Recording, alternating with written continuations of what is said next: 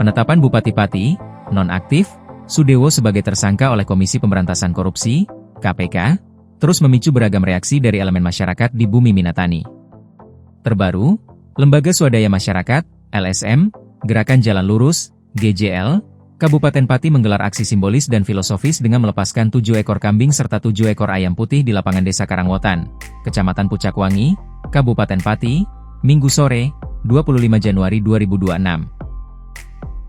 Kegiatan ini merupakan kelanjutan dari gelombang reaksi masyarakat, setelah sebelumnya ribuan orang yang tergabung dalam Aliansi Masyarakat Pati Bersatu, AMPB, dan Gerakan Aktivis Pati, GAP, menggelar tasyakuran rakyat pada Jumat, 23 Januari 2026.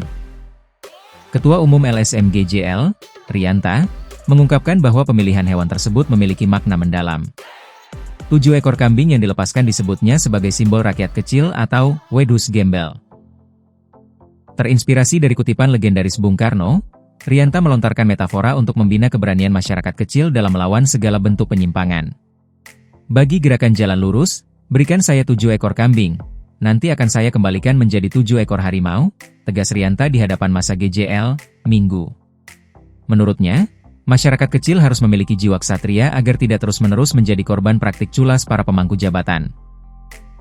Dalam orasinya, mantan anggota Polri ini juga menyinggung realita pahit mengenai praktik pungutan liar, pungli, dalam pengisian perangkat desa hingga CPNS yang ia sebut sudah mengakar sejak tahun 1980-an hingga era reformasi.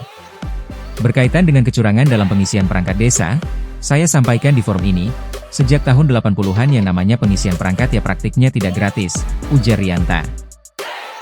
Ia menambahkan bahwa kasus yang menjerat Sudewo menjadi momentum bagi masyarakat untuk mawas diri dan mencari solusi terbaik.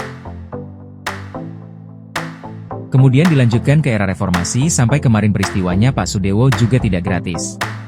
Ini kesalahan kita semua, kita harus mawas diri, tidak perlu menyalahkan siapapun tapi kita harus mencari solusi yang terbaik, paparnya secara lugas.